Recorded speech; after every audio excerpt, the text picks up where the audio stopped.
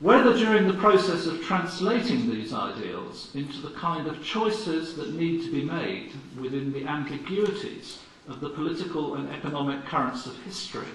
it will be possible to maintain such balance in relation to the gravitational pull of the typology of zealot or of Herodian response is a real question. And the outcome of this question may be of considerable importance for the future of Islam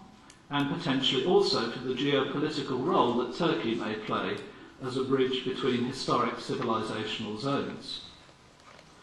Looking beyond Turkey to the broader position of Muslims in general, Toynbee also identified the possibility of a more mixed position emerging alongside the zealot or the Herodian response. But in looking at that possibility, he said this: a panmixia may end in a synthesis, but it may equally end in an explosion, and in that disaster, Islam might have a quite different part to play as an active ingredient in some violent reaction of the cosmopolitan underworld against its Western masters, written in 1948.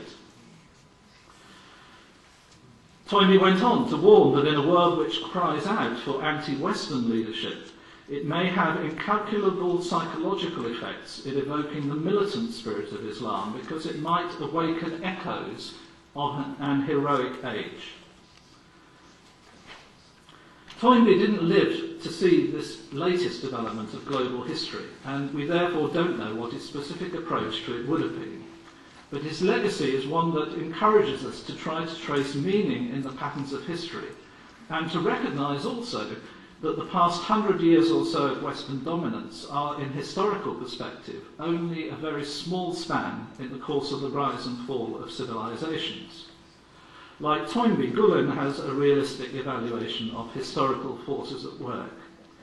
Like Toynbee, Gülen also sets this within a religious vision of historical development that challenges the weakness of all current holders of power not to see their own tendency to hubris and their historical relativity in the passage of time.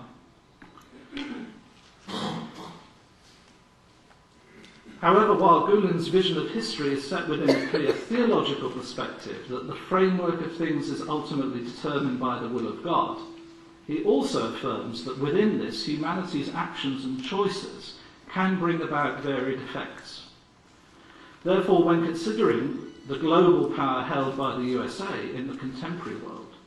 Gülen reflects the following quotes: "Today, the USA engages the dominant position in the political balance of the world. However, its dominance depends on whether it continues to act on the basis of justice and human rights, and no system can live long if it is supported solely by force. Force that does not depend on rights and justice will inescapably diverge towards oppression and thus prepare its own end." Sadly, some of the echoes of Gülen's warning can be seen in the continuing instability of Afghanistan, the quagmire of death and destruction that Iraq has become, in the tangled metal and bloody aftermath of the train bomb in Madrid in March 2004, the London transport bombings in July 2005, and the Bali bombing. In a 21st century world, the opening years of which have been characterised by events of this kind,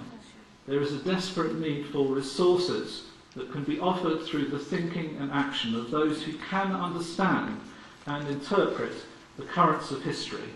and be committed to the importance of affirming the possibility of and the need for inter-civilizational and interreligious dialogue.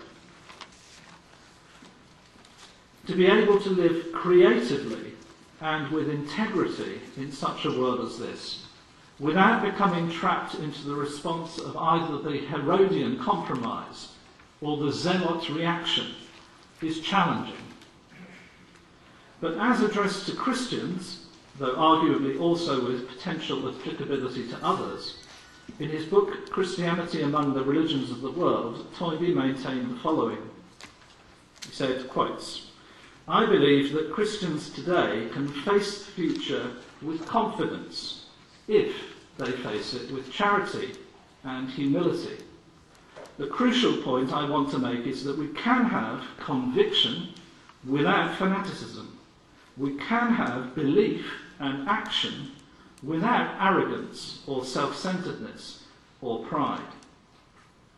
And then, as addressed to Muslims, but likewise also with potential applicability to others, Gülen has explained the following, quotes, "Tolerance does not mean being influenced by others or joining them. It means accepting others as they are and knowing how to get along with them."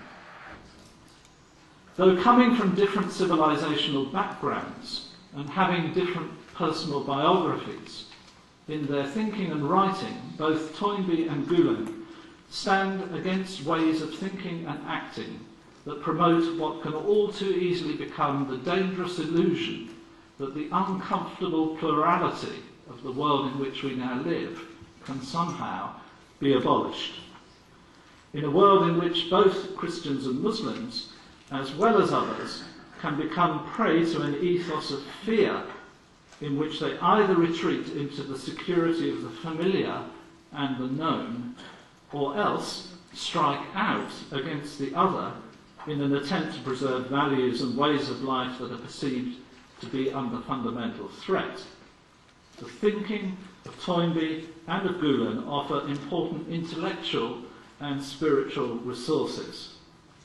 Such resources are needed now, more than ever, for understanding the nature and dynamics of the one world in which we all live, and for enabling us to be better equipped to resist the kind of disastrous outcomes which some argue are inevitable, which many others fear, and which all of us have a responsibility and a possibility to do something about. Thank you.